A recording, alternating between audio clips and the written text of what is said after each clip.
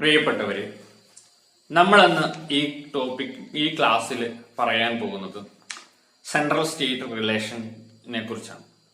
Central state relation എന്ന് പറഞ്ഞാൽ കേന്ദ്രവും സംസ്ഥാനവും തമ്മിലുള്ള ബന്ധത്തെക്കുറിച്ച് ഇന്ത്യൻ ഭരണഘടന എന്താണ് പറയുന്നതിനെ കുറിച്ചാണ് നമ്മളിവിടെ കാണാൻ പോകുന്നത്. അപ്പം അത് പറയുന്നതിന് മുമ്പ് ഒരു കാര്യം എന്ന് പറയുന്നത്, ആദ്യത്തെ കാര്യം എന്ന് പറയുന്നത്, നമ്മൾ ഈ ടോപ്പിക് എടുക്കുന്നത് 3 സെഗ്മെന്റുകളായിട്ടാണ്. സെൻട്രൽ സ്റ്റേറ്റ് റിലേഷനിലെ 3 ടോപ്പിക്കുകൾ, അതായത് നിയമനിർമ്മാണ അധികാരവുമായിട്ട് ബന്ധപ്പെട്ട ലെജിസ്ലേറ്റീവ് റിലേഷൻ ഇന്നത്തെ ഈ വീഡിയോയിലും, മറ്റൊരു വീഡിയോയിൽ എക്സിക്യൂട്ടീവ് റിലേഷനും, മറ്റൊരു വീഡിയോയിൽ ലെജിസ്ലേറ്റീവ് റിലേഷൻ, അങ്ങനെ 3 ടോപ്പിക്കുകളായിട്ടാണ് എന്ത് ചെയ്യുന്നത്, നമ്മൾ ഈ ടോപ്പിക്ക് കാണാൻ പോകുന്നത്. അപ്പോൾ പറഞ്ഞു വന്നത്, അതിനു മുമ്പ് അതിനോടൊപ്പം തന്നെ നിങ്ങൾ ഒരു കാര്യം കൂടെ ഉറപ്പുവരുത്തിയിട്ടുണ്ട്. അതായത് നമ്മൾ കുറച്ച് കാര്യങ്ങൾ ആദ്യം തന്നെ ഈ ലെജിസ്ലേറ്റീവ് റിലേഷനെ കുറിച്ച് കടക്കുന്നതിന് മുമ്പ് ഒരു മിനിറ്റ് കൊണ്ട് നമ്മൾ ചില കാര്യങ്ങൾ പറഞ്ഞു വെച്ചിട്ട് വേണം. ഇല്ലെങ്കിൽ നിങ്ങൾക്കത് മനസ്സിലാക്കാൻ വേണ്ടി വളരെ ബുദ്ധിമുട്ട് നേരിടാൻ സാധ്യതയുള്ളതുകൊണ്ട് നമ്മൾ ഈ ലെജിസ്ലേറ്റീവ് റിലേഷന്റെ ബാധിക്കുന്ന ചില കാര്യങ്ങളെ നമ്മൾ, അല്ലെങ്കിൽ സെൻട്രൽ സ്റ്റേറ്റ് റിലേഷൻ എന്താണെന്നുള്ളതിന്റെ ഒരു ബേസിക് കോൺസെപ്റ്റിലേക്ക് കടക്കുന്നതിന് മുമ്പ് നമ്മൾ അതിനൊരു ബാക്ക്ഗ്രൗണ്ട് പറയുകയാണ്. ഒന്നാമത്തെ മനസ്സിൽ വെക്കേണ്ട ഒരു കാര്യം എന്ന് പറയുന്നത്, നമ്മൾ സെൻട്രൽ സ്റ്റേറ്റ് റിലേഷൻ എന്ന് പറയുമ്പോഴത്തേക്കും തന്നെ അതിനകത്ത് എന്തുണ്ട്, ഫെഡറലിസം എന്നുള്ളൊരു കോൺസെപ്റ്റ് കടന്നു വരുന്നുണ്ട്. ഫെഡറലിസം എന്നൊരു കോൺസെപ്റ്റിലേക്ക് കടക്കുന്നതിന് മുമ്പ് ഫെഡറലിസം ഏത് തരത്തിലുള്ള അധികാര വികേന്ദ്രീകരണമാണെന്നുള്ളൊരു കാര്യം ഓർമ്മ വരുത്തണം. അത് വെർട്ടിക്കൽ ആയിട്ടുള്ളൊരു ഇതാണ്. ഹോറിസോണ്ടലും ഉണ്ട്, വെർട്ടിക്കലും ഉണ്ട്. നമ്മൾ പഴയ ക്ലാസ്സുകളിൽ ചിലതിൽ പറഞ്ഞതാണ്. അതായത് അധികാര വികേന്ദ്രീകരണം അല്ലെങ്കിൽ വിഭജനം 2 രീതിയിലുണ്ട്. ഒന്ന് വെർട്ടിക്കലായിട്ടും ഒന്ന് ഹോറിസോണ്ടലായിട്ടും, അല്ലെങ്കിൽ നേരിട്ട് വെർട്ടിക്കലായിട്ടുള്ളതും പിന്നെ തിരശ്ചീനമായിട്ടുള്ള ഇതാണ്. അപ്പം ഈ വെർട്ടിക്കലില് എന്താണ് സംഭവിക്കുന്നത്, വിവിധ തലങ്ങളിലുള്ള രാഷ്ട്രീയ സംവിധാനങ്ങൾ, ഇന്ത്യയിലാകട്ടെ കേന്ദ്രം, സംസ്ഥാനങ്ങൾ. ഇപ്പം 1993 മുതൽ എന്തുണ്ട്, തദ്ദേശ സ്വയംഭരണ സ്ഥാപനങ്ങളുണ്ട്. ഇപ്പൊ തെരഞ്ഞെടുപ്പ് കേരളത്തിലാണെങ്കിൽ തെരഞ്ഞെടുപ്പ് നടക്കാൻ പോകുന്ന തദ്ദേശ സ്വയംഭരണ സ്ഥാപനങ്ങൾ ഈ പറഞ്ഞ അധികാര വികേന്ദ്രീകരണത്തിന്റെ ഒരു ഭാഗമാണ്. എന്നിരുന്നാൽ പോലും എന്താണ്, പ്രധാനമായിട്ടുള്ള ഈ വെർട്ടിക്കൽ ഡിവിഷൻ ഓഫ് പവറിൽ പ്രധാനപ്പെട്ട 2 സംവിധാനങ്ങൾ എന്ന് പറയുന്നത് കേന്ദ്രവും സംസ്ഥാനവുമാണ്. അപ്പൊ ഫെഡറൽ സംവിധാനത്തിന്റെ കാഴ്ചപ്പാടിൽ അതെന്താണ്, കേന്ദ്രം എന്ന് പറയുന്നത് സെൻട്രലും അല്ലെങ്കിൽ ഫെഡറൽ ഗവൺമെന്റും, അതിന് തൊട്ടു താഴെ നെക്സ്റ്റ് ലെവൽ ഓഫ് ഗവൺമെന്റ് എന്ന് പറയുന്നത് എന്താണ്, അവരും ഇൻഡിപെൻഡന്റ് ആണെന്നാണ് തിയററ്റിക്കലി, അവരും സ്വതന്ത്രരാണെന്നാണ്, സ്വയംഭരണ അധികാരമുള്ളവരാണെന്നാണ് തിയറി പ്രകാരം പറയുന്നെങ്കിലും പ്രാക്ടിക്കൽ പ്രാവർത്തികമാകുമ്പോൾ അതിന് വ്യത്യാസമുണ്ട്. എന്നിരുന്നാൽ പോലും ഈ പറയുന്ന എന്താണ് കാഴ്ചപ്പാടിൽ ശ്രദ്ധിക്കേണ്ട കാര്യം എന്ന് പറഞ്ഞാൽ, ഫെഡറൽ ഗവൺമെന്റ് കൊണ്ട് നമ്മൾ ഈ ഇതിനകത്തെല്ലാം ഉപയോഗിക്കുന്നതിന്റെ അർത്ഥം എന്ന് പറയുന്നത്, ഈ പറയുന്ന ആ രാജ്യത്തിന് മുഴുവൻ ബാധകമായിട്ടുള്ള ആ ഒരു ഗവൺമെന്റിനെയാണ് നമ്മൾ എന്ത് വിളിക്കുന്നത്, ഫെഡറൽ ഗവൺമെന്റ് എന്ന് വിളിക്കുന്നത്. രണ്ടാമത് ഫെഡറേറ്റിംഗ് യൂണിറ്റ് എന്ന് വിളിക്കുന്നത് നമ്മൾ ഈ കാണുന്ന പോലെ രണ്ടാമത്തെ ലെവൽ ഓഫ് ഗവൺമെന്റ് ആയിട്ടുള്ള സംസ്ഥാനങ്ങൾ, ഇന്ത്യയിലാണെങ്കിൽ സംസ്ഥാനങ്ങൾ, അമേരിക്കയിലാകട്ടെ സംസ്ഥാനങ്ങൾ, കാനഡയിൽ പ്രൊവിൻസ്, സ്വിറ്റ്സർലൻഡിൽ അത് കാന്റൺ എന്നാണ് അറിയപ്പെടുന്നത്. അപ്പം ഇതാണ് ഒരു ബേസിക് കാഴ്ചപ്പാട് വരുന്നത്.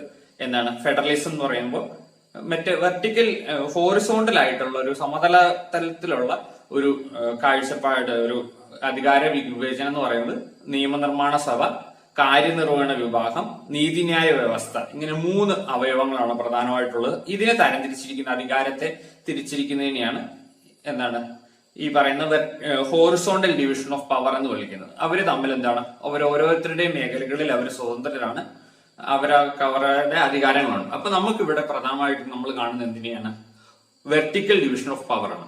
ഇത് രണ്ടാമത്തെ കാര്യം ഓർത്തിരിക്കേണ്ടത്, ഇന്ത്യ ഒരു ഫെഡറൽ സംവിധാനമാണോ എന്നുള്ള ചർച്ചകൾ നമ്മൾ പഴയ മറ്റ് വീഡിയോകളിൽ കണ്ടതാണ്, മറ്റു പല ക്ലാസ്സുകളിലും കണ്ടതാണ്. ഇന്ത്യ പരിപൂർണ വെർട്ടിക്കൽ ഒരു ഫെഡറൽ സംവിധാനമാണോ എന്ന് ചോദിച്ചു കഴിഞ്ഞാൽ, ഇന്ത്യ നേരത്തെ പറഞ്ഞ എന്താണ്, ഒരു ദൃഢമായിട്ടുള്ള ഭരണഘടനയുണ്ട്. ഭരണഘടന ഭേദഗതി ചെയ്യാൻ വേണ്ടി സവിശേഷമായിട്ടുള്ള ഉണ്ട്, നടപടികളുണ്ട്. അതുപോലെ തന്നെ ഡ്യുവൽ പോളിറ്റി, അല്ലെങ്കിൽ 2 തട്ടിലുള്ള ഭരണം, വെർട്ടിക്കൽ ഡിവിഷനിൽ 2 തട്ടിലുള്ള ഗവൺമെന്റുകൾ വേണമെന്നുണ്ട്. ഇന്ത്യയിൽ എന്തുണ്ട്, കേന്ദ്ര സർക്കാരുണ്ട്, ഫെഡറൽ ഗവൺമെന്റ് എന്നുള്ള രീതിയിൽ കേന്ദ്ര സർക്കാരും, ഫെഡറേറ്റിംഗ് യൂണിറ്റുകൾ എന്നുള്ള രീതിയിൽ എന്താണ് വികേന്ദ്രീകരണമായിട്ടുള്ള ഘടകങ്ങൾ എന്നുള്ള രീതിയിൽ എന്തുണ്ട്, ഇവിടെ സംസ്ഥാന സർക്കാരുകളും ഉണ്ട്. പിന്നെ ഒരു എഴുതപ്പെട്ട ഭരണഘടനയുണ്ട്, സ്വതന്ത്രമായിട്ടുള്ള സുപ്രീം കോടതിയുണ്ട്, ബൈക്യാമറൽ ലെജിസ്ലേച്ചർ എന്ന് പറയുന്ന, അതായത് എന്താണ്, 2 സഭകളുള്ള പാർലമെന്റ് സംവിധാനമാണ് അത്. ഫെഡറൽ ഗവൺമെന്റുമായിട്ട് ബന്ധപ്പെട്ട് അല്ലെങ്കിൽ ഫസ്റ്റ് ലെവൽ ഓഫ് ഗവൺമെന്റിൽ എന്തുണ്ട്, അതിന്റെ ഒരു ഭാഗമായിട്ട് 2 സഭകളുള്ള ഒരു കേന്ദ്ര പാർലമെന്റ് ഉള്ള നിയമനിർമ്മാണ സഭയ്ക്ക് എന്തുണ്ട്, കേന്ദ്ര നിയമനിർമ്മാണ സഭയ്ക്ക് 2 സഭകളാണുള്ളത്. അപ്പം ഇതാണ് ഇതിനൊരു ഫെഡറൽ സംവിധാനമാണ് ഇന്ത്യയുടെ എന്ന് പറയാൻ പറ്റുന്നത്. അതേസമയം യൂണിറ്ററി സംവിധാനമാണെന്ന് പറയാൻ വേണ്ടി ക്ലെയിം ചെയ്യുന്ന കാര്യങ്ങൾ എന്ന് പറഞ്ഞാൽ ഒന്ന് ഫ്ലെക്സിബിൾ ആണ്. അതായത് സാധാരണ നിയമം പോലെ ഭരണഘടനയിലെ ചില മേഖലകൾ എന്ത് ചെയ്യാം, ഭേദഗതി ചെയ്യാനുള്ള അനുമതി ആര് നൽകുന്നുണ്ട്, ഭരണഘടന നൽകുന്നുണ്ട്. അതുപോലെ തന്നെ പല കാര്യങ്ങളിൽ ഒരു സെൻട്രലൈസ്, നമ്മൾ ഇനി കാണാൻ പോകുന്ന ലെജിസ്ലേറ്റീവ് റിലേഷനിൽ തന്നെ അതിന്റെ പല ഉദാഹരണങ്ങൾ കാണാം. ഒരു കേന്ദ്രീകൃത സ്വഭാവം പലപ്പോഴും എന്താണ്, അമേരിക്കയിലെ പോലെ എന്താണ്, സംസ്ഥാനങ്ങൾക്ക് ഫെഡറൽ ഗവൺമെന്റിനും ഒരേ അധികാരമല്ല ഉള്ളത്. മിക്ക സമയങ്ങളിൽ ആർക്കാണ് അധികാരങ്ങൾ കൂടുതലുള്ളത്, അത് ഈ പറയുന്ന കേന്ദ്ര സർക്കാരിനാണ്. അപ്പം പിന്നെ ആ പറഞ്ഞ പോലെ ഗവർണറെ നിയമിക്കുന്നത് ആരാണ്, കേന്ദ്ര സർക്കാരാണ്. ഗവർണർ കേന്ദ്ര സർക്കാരിന്റെ ഒരു ഏജന്റ് ആണ്. സംസ്ഥാനത്തിലെ ഏറ്റവും ഉന്നത പദവിയിൽ ഇരിക്കുന്ന ഗവർണർ എന്ന് പറയുന്നത് കേന്ദ്ര സർക്കാരിന്റെ ഏജന്റ് ആണ്.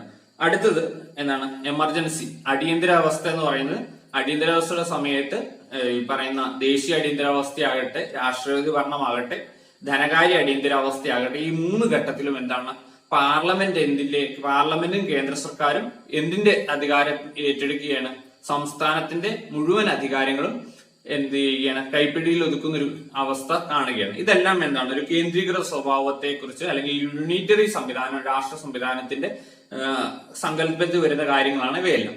അപ്പം ചുരുക്കി പറഞ്ഞാൽ ഇന്ത്യൻ ഭരണഘടന എന്താണ്, 2 സ്വഭാവം കാണിക്കുന്നുണ്ട്. അപ്പൊ അതുകൊണ്ട് തന്നെ നമ്മൾ ചില ആളുകൾ അതിനെ ക്വാസി ഫെഡറൽ എന്ന് വിളിക്കുന്നു, ചില ആളുകൾ ഒരു ഫെഡറൽ യൂണിറ്ററി ടെൻഡൻസി ഉള്ള, സെൻട്രലൈസിംഗ് ടെൻഡൻസി ഉള്ള ഒരു ഫെഡറൽ ഗവൺമെന്റ്. അത് ഇവരെല്ലാരും പറയുന്ന കാര്യങ്ങളുടെ ചുരുക്കം പറഞ്ഞ ഇതാണ്, എന്താണ്, ഇന്ത്യ പരിപൂർണമായ അർത്ഥത്തിൽ ഒരു ഫെഡറൽ സംവിധാനമല്ല. അപ്പം ഇതുകൂടെ മനസ്സിൽ വെച്ചിട്ട് വേണം നമ്മൾ കാണാൻ വേണ്ടി സെൻട്രൽ സ്റ്റേറ്റ് റിലേഷൻ. ഇത് പറയാൻ കാരണം പലപ്പോഴും പല ക്ലാസ്സുകളിൽ നമ്മൾ പങ്കെടുക്കുമ്പോഴത്തേക്കും സംഭവിക്കുന്ന ഒരു പ്രശ്നം എന്ന് പറയുന്നത്, എല്ലാവരുടെയും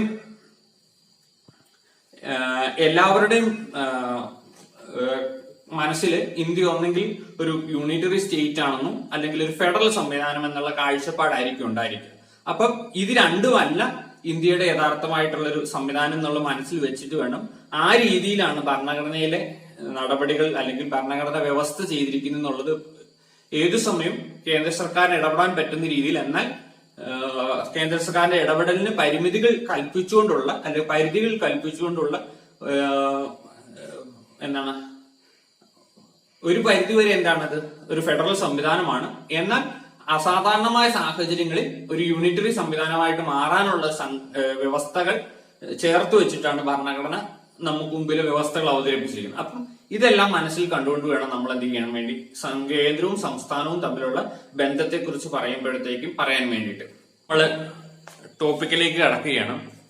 അപ്പം നമ്മൾ പറഞ്ഞു സെൻട്രൽ സ്റ്റേറ്റ് റിലേഷൻ, അതായത് കേന്ദ്ര സംസ്ഥാന ബന്ധത്തിലെ 3 മേഖലകളാണ് പ്രധാനമായിട്ട് ഭരണഘടന പറയുന്നത്. അതായത് ഭരണഘടനയിലെ വ്യവസ്ഥകളെ പ്രകാരം 3 കാര്യങ്ങളെ കുറിച്ചാണ് പ്രധാനമായിട്ടും, 3 തരത്തിലുള്ള ബന്ധത്തെക്കുറിച്ചാണ് ഭരണഘടന, അല്ലെങ്കിൽ 3 തരത്തിലുള്ള അധികാരത്തെക്കുറിച്ചാണ് ഭരണഘടന സംസാരിക്കുന്നത്. അത് നിയമനിർമ്മാണ അധികാരങ്ങള്, കാര്യനിർവഹണ അധികാരങ്ങള്, ധനകാര്യപരമായിട്ടുള്ള അധികാരങ്ങള്. ഇവ രണ്ടും തമ്മിൽ, അതായത് കേന്ദ്രവും സംസ്ഥാനങ്ങളും തമ്മിലുള്ള ബന്ധത്തെ ആസ്പദമാക്കി 3 തരത്തിലുള്ള അധികാരത്തെ കുറിച്ചാണ് ഭരണഘടന അതിന്റെ 11ാം ഭാഗത്ത് സംസാരിക്കുന്നത്. അപ്പം ഇവിടെ പ്രധാനമായിട്ടും നിങ്ങൾ മുമ്പിൽ വരുന്ന ഒരു സംശയം എന്ന് പറയുന്നത്, എന്തുകൊണ്ടാണ് ഇപ്പം നമ്മൾ മറ്റു സാഹചര്യങ്ങളിൽ പറയാറുണ്ട് എന്നാണ്, ഭരണഘടന എന്താണെന്നുള്ള നിർവചനത്തെ കുറിച്ച് സംസാരിക്കുമ്പോൾ അതിന്റെ പ്രധാനപ്പെട്ട അവയവങ്ങളെ പരിധി കൽപ്പിക്കുകയും ആ അവയവങ്ങളുടെ പ്രവർത്തനത്തെ നിർദ്ദേശിക്കുന്ന തത്വങ്ങൾ ഉൾക്കൊള്ളുന്ന ഒരു രേഖയാണ് ഭരണഘടന എന്ന് പറയാറുണ്ട്. അപ്പൊ ആ ഡെഫിനിഷനിലൊക്കെ വരുന്ന ഒരു കാര്യമാണ് 3 അവയവങ്ങൾ. എന്തൊക്കെയാണ്? ലെജിസ്ലേച്ചർ അഥവാ നിയമനിർമ്മാണ സംവിധാനം, രണ്ടാമത് എക്സിക്യൂട്ടീവ് അഥവാ കാര്യനിർവഹണ വിഭാഗം, മൂന്നാമത് ജുഡീഷ്യറി അഥവാ നീതിന്യായ വ്യവസ്ഥ. പക്ഷെ ഇവിടെ ഭരണഘടന കേന്ദ്രവും സംസ്ഥാനവും തമ്മിലുള്ള അധികാരത്തെക്കുറിച്ച് സംസാരിക്കുമ്പോൾ ഇവിടെ എന്ത് പറയുന്നില്ല, എന്തിനെക്കുറിച്ച് സൂചിപ്പിച്ചിട്ടില്ല, ജുഡീഷ്യറിയെ കുറിച്ച് സൂചിപ്പിച്ചിട്ടില്ല. അതെന്തുകൊണ്ടാന്നുള്ള സംശയം നിങ്ങൾക്കുണ്ടാകും. അതിനുള്ള ഉത്തരം ഇതാണ്. എന്താണ്?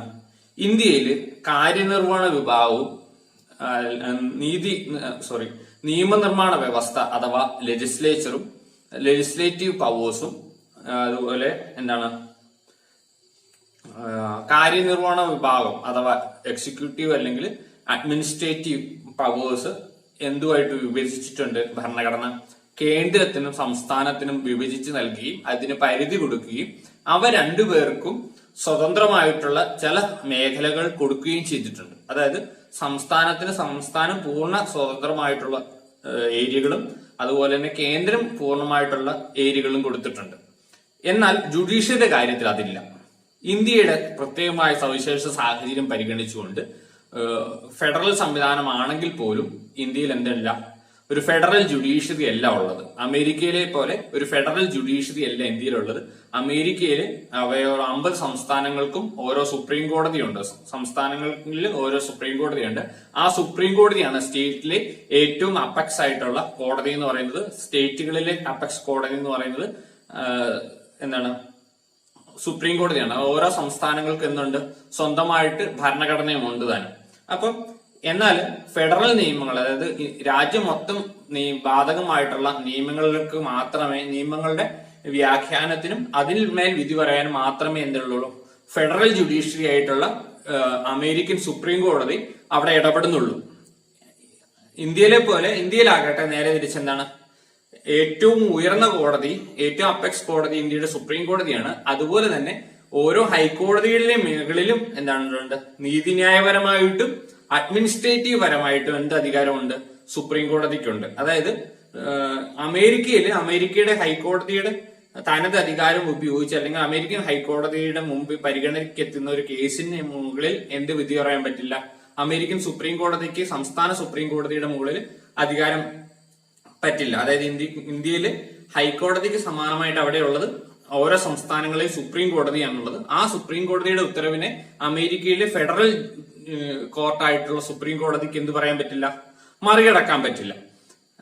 അതേസമയം തനതായിട്ട് ആ രാജ്യത്തെ മൊത്തം നിയമങ്ങളെ ബാധിക്കുന്ന മുഴുവനായിട്ടുള്ള നിയമങ്ങളെ ബാധിക്കുന്ന കാര്യത്തിൽ മാത്രമേ അമേരിക്കയിൽ ആർക്ക് വിധി പറയാൻ പറ്റുള്ളൂ? അമേരിക്കൻ സുപ്രീം കോടതിക്ക് വിധി പറയാൻ പറ്റില്ല. അത് എന്താണ്? ഫെഡറൽ ജുഡീഷ്യറിയുടെ ഒരു സങ്കല്പം അങ്ങനെയാണ്. എന്നാൽ ഇന്ത്യയിലാകട്ടെ ഇതൊരു പിരമിഡിക്കൽ ആയിട്ടുള്ള ഒരു ശ്രേണി ക്രമത്തിലുള്ള ഒരു കോടതി സംവിധാനമാണ്. ഏറ്റവും മുകളിൽ ഒരു സുപ്രീം കോടതി, പിന്നെ സംസ്ഥാനങ്ങളിൽ എന്തുണ്ട്? ചില സംസ്ഥാനങ്ങൾക്ക് ഒരുമിച്ചാണെങ്കിലും ആ സംസ്ഥാനങ്ങളുടെ തലത്തിൽ എന്തുണ്ട്? ഹൈക്കോടതിയുണ്ട്. അതിന് കീഴ്ക്കോടതികളുണ്ട്. ഈ കീഴ്ക്കോടതികളുടെ മൊത്തം അപ്പീൽ അധികാരവും നീതിന്യായപരമായിട്ടുള്ള നിയന്ത്രണ അധികാരങ്ങളും അപ്പീൽ വിധികൾ മറികടക്കാനുള്ള അധികാരങ്ങളുണ്ട്. അതുപോലെ തന്നെ ഈ ജഡ്ജിമാരെ നിയമിക്കുന്നതിലും സ്ഥലം മാറ്റുന്നതെല്ലാം അടക്കം ആർക്ക് അധികാരമുണ്ട്? ഹൈക്കോടതിക്ക് അധികാരമുണ്ട്. അതുപോലെ തന്നെ ഹൈക്കോടതിയിലെ നിയമനങ്ങളിലും അതുപോലെ തന്നെ ഈ കാര്യങ്ങളിലെല്ലാം എന്തുണ്ട്? അഡ്മിനിസ്ട്രേറ്റീവ് പരമായിട്ടും അതുപോലെ തന്നെ ഹൈക്കോടതികളുടെയും കീഴ്ക്കോടതികളുടെയും എല്ലാം വിധികളെ മാറ്റിമറിക്കാനുള്ള അധികാരം ആർക്കുണ്ട്? ഇന്ത്യയിലെ സുപ്രീം കോടതിക്കുണ്ട്. അതുകൊണ്ട് തന്നെ ഇതിനെ ഏകീകൃത കോടതി സംവിധാനമാണ് ഇന്ത്യയിലുള്ളത്. അതായത് ഫെഡറൽ കോടതി സംവിധാനങ്ങളല്ല ഉള്ളത്. അപ്പൊ അതുകൊണ്ട് തന്നെ ഇതിനകത്ത് എന്തിനെ കുറിച്ച് പറയേണ്ട ആവശ്യം വരുന്നില്ല. ജുഡീഷ്യറിയുടെ കേന്ദ്ര സംസ്ഥാന ബന്ധത്തില് ജുഡീഷ്യൽ സംബന്ധമായിട്ടുള്ള കാര്യങ്ങൾ അവിടെ ഒരു നിലനിൽപ്പില്ല. കാരണം അവിടെ ഓരോ സംസ്ഥാനങ്ങൾക്കും സ്വതന്ത്രമായിട്ടുള്ള ഒരു കോടതി സംവിധാനം ഇന്ത്യയിലില്ല. ഏകീകൃതമായിട്ടുള്ള ഒരു കോടതി സംവിധാനമാണ് ഉള്ളത്. അപ്പൊ നമ്മൾ ഇനി അടുത്തത് നിയമനിർമ്മാണ ബന്ധത്തിലേക്ക് കടക്കുകയാണ്. കേന്ദ്രവും സംസ്ഥാനവും തമ്മിലുള്ള നിയമനിർമ്മാണപരമായിട്ടുള്ള ബന്ധത്തെക്കുറിച്ച് പറയുമ്പോഴത്തേക്കും ആദ്യമായിട്ട് പാർട്ട് 11 245 മുതൽ 255 വരെയുള്ള ഭാഗത്താണ് ഇതിനെക്കുറിച്ച് സംസാരിക്കുന്നത്. ലെജിസ്ലേറ്റീവ് ബന്ധം അഥവാ നിയമനിർമ്മാണപരമായിട്ടുള്ള ബന്ധത്തെക്കുറിച്ച് സംസാരിക്കുന്നത്. അപ്പം കേന്ദ്രവും സംസ്ഥാനവും തമ്മിൽ നിയമനിർമ്മാണപരമായിട്ടുള്ള അധികാരങ്ങൾ വിഭജിക്കുന്നതിന്റെ അടിസ്ഥാനം എന്ന് പറയുന്നത് നിയമനിർമ്മാണപരമായിട്ടുള്ള അധികാരങ്ങൾ വിഭജിക്കുന്നു. അപ്പം രണ്ട് തരത്തിലാണ് ഈ വിഭജനം വരുന്നത്. ഒന്നെന്താണ്? നിയമനിർമ്മാണപരമായിട്ടുള്ള വിഷയങ്ങളുടെ പേര് ലെജിസ്ലേറ്റീവ് സബ്ജക്ട്സിന്റെ അടിസ്ഥാനത്തിൽ, 2 ടെറിട്ടറി അഥവാ പ്രദേശത്തിന്റെ അടിസ്ഥാനത്തിൽ കേന്ദ്രത്തിന് കീഴിൽ ഏതൊക്കെ പ്രദേശങ്ങൾ വരുന്നു, സംസ്ഥാനങ്ങൾക്ക് കീഴിൽ ഏതൊക്കെ പ്രദേശങ്ങൾ വരുന്നു, അതത് പ്രദേശങ്ങൾക്ക് അനുസരിച്ചാണ് എന്ത് ചെയ്യുന്നത്, അധികാരങ്ങൾ വിഭജിക്കുന്നത്. അതുപോലെ തന്നെ വിഷയങ്ങൾ, ഏതൊക്കെ വിഷയങ്ങളാണ് പ്രാധാന്യമുള്ള വിഷയങ്ങൾ, ദേശീയ പ്രാധാന്യമുള്ള വിഷയങ്ങൾ, അല്ലാത്ത വിഷയങ്ങൾ, പ്രാദേശിക പ്രാധാന്യമുള്ള വിഷയങ്ങൾ, അങ്ങനെയൊക്കെ ഇത്തരത്തിലുള്ള എല്ലാ പ്രാധാന്യത്തിന്റെയൊക്കെ അടിസ്ഥാനത്തിലാണ്, വിഷയങ്ങളുടെ അടിസ്ഥാനത്തിലാണ് എന്ത് സംസാരിക്കുന്നത്, എന്ത് പറയുന്നത്, ഭരണഘടന വേർതിരിച്ചിരിക്കുന്നത്. കേന്ദ്രവും സംസ്ഥാനവും തമ്മിലുള്ള നിയമനിർമ്മാണപരമായിട്ടുള്ള അധികാരങ്ങളെ വിഭജിച്ചിരിക്കുന്നത് അല്ലെങ്കിൽ ആ ബന്ധത്തെക്കുറിച്ച് സംസാരിക്കുന്നത് ഈ 2 ക്രൈറ്റീരിയയുടെ അടിസ്ഥാനത്തിലാണ് പ്രധാനമായിട്ടും ഈ വേർതിരിവ് ക്ലാസിഫിക്കേഷൻ നടത്തിയിരിക്കുന്നത്.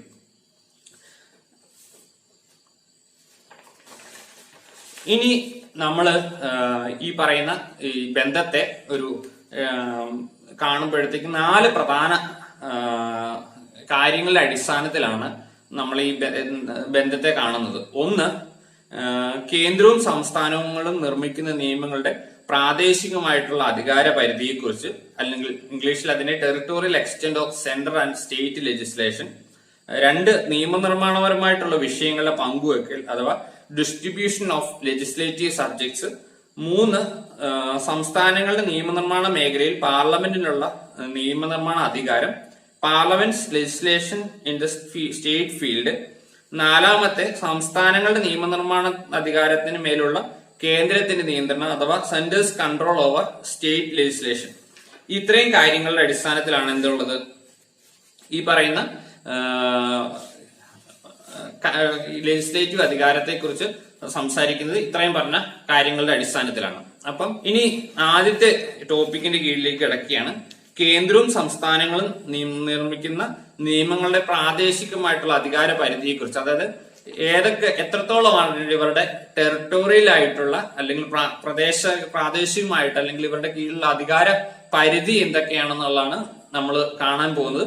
അപ്പം കേന്ദ്ര നിയമനിർമ്മാണത്തിന്റെ അധികാര പരിധി അഥവാ പാർലമെന്റിന്റെ നിയമങ്ങളുടെ അധികാര പരിധി എന്ന് പറയുന്നത്, ഒന്ന് എന്താണ്, whole or part of territory. കേന്ദ്രത്തിന്റെ കീഴിലുള്ള പ്രദേശങ്ങളുടെ, കേന്ദ്ര സർക്കാരിന് അധികാരപ്പെട്ട പ്രദേശങ്ങൾ, അതായത് ഇന്ത്യ മുഴുവനോ അല്ലെങ്കിൽ ഏതെങ്കിലും ഒരു ഭാഗത്തോ, അതായത് ടെറിട്ടറി എന്ന് പറയുന്നത് ഇതാണ്, ടെറിട്ടോറിയൽ ലിമിറ്റ് എന്ന് പറയുന്നത് ഇതാണ്. ഇന്ത്യ മുഴുവനായിട്ടോ അല്ലെങ്കിൽ ഇന്ത്യയിലെ ഏതെങ്കിലും ഒരു ഭാഗത്തോ എന്ത് ചെയ്യാം, ബാധകമായിട്ടുള്ള നിയമങ്ങൾ ഉണ്ടാക്കാനുള്ള അധികാരം പാർലമെന്റിനുണ്ട്. ഇന്ത്യ എന്ന് പറയുമ്പോഴത്തേക്കും ഇന്ത്യയുടെ കീഴിലുള്ള ഭൂപ്രദേശങ്ങൾ എന്ന് പറയുമ്പോൾ ഒന്ന് സ്റ്റേറ്റുകൾ, സംസ്ഥാനങ്ങൾ വരും, കേന്ദ്രഭരണ പ്രദേശങ്ങൾ വരും. അതുപോലെ തന്നെ കാലത്തിനനുസരിച്ച് ഏതൊക്കെ സ്ഥലങ്ങളാണ് ഇന്ത്യയിലേക്ക് കൂട്ടിച്ചേർക്കപ്പെടുന്നത് അവയെല്ലാം എന്തിന്റെ കീഴിൽ വരും, ഇന്ത്യ എന്നുള്ള അർത്ഥത്തിൽ വരും, ഇന്ത്യയുടെ കീഴിലുള്ള ഭൂപ്രദേശങ്ങൾ എന്ന അർത്ഥത്തിൽ വരും. അതുകൊണ്ട് തന്നെ ഈ പാർലമെന്റിന് ഈ മേഖലകളിലെല്ലാം നിയമം ഉണ്ടാക്കാൻ അധികാരമുണ്ട്. ഇപ്പൊ ഉദാഹരണത്തിന് ഇന്ത്യ മുഴുവൻ എന്ന് പറയുമ്പോഴത്തേക്ക് ഇന്ത്യയിൽ CRPC, ക്രിമിനൽ നടപടിക്രമം എന്ന് പറയുന്ന നിയമം ഇന്ത്യ മുഴുവൻ ബാധകമാണ്. എന്നാൽ ഡൽഹി പോലീസ് ആക്ട് എന്ന് പറഞ്ഞ നിയമം എവിടെ മാത്രമേ ഉള്ളൂ, കേന്ദ്രഭരണ പ്രദേശമായിട്ടുള്ള ഡൽഹിയിൽ മാത്രമേ ബാധകമുള്ളൂ. ഇനി അടുത്ത സംസ്ഥാനങ്ങളുടെ ഒരു നിയമനിർമ്മാണ അധികാര പരിധിയെ കുറിച്ച് പറയുവാണെങ്കിൽ ഈ പറഞ്ഞ പോലെ സമാനമായിട്ട് ഒരു സംസ്ഥാനം, ആ സംസ്ഥാനം മുഴുവനായിട്ടോ അല്ലെങ്കിൽ ആ സംസ്ഥാനത്തെ ഏതെങ്കിലും ഒരു ഭാഗത്തോ നിയമനിർമ്മാണം നടത്താനുള്ള അധികാരം ആർക്കുണ്ട്, സംസ്ഥാന നിയമനിർമ്മാണ സംവിധാനത്തിനുണ്ട്. അപ്പൊ അവിടെ ഉദാഹരണം എന്ന് പറയുമ്പോഴത്തേക്കും കേരള പോലീസ് ആക്ട്, അത് കേരളം മുഴുവൻ എന്തുണ്ട് ബാധകമാണ്.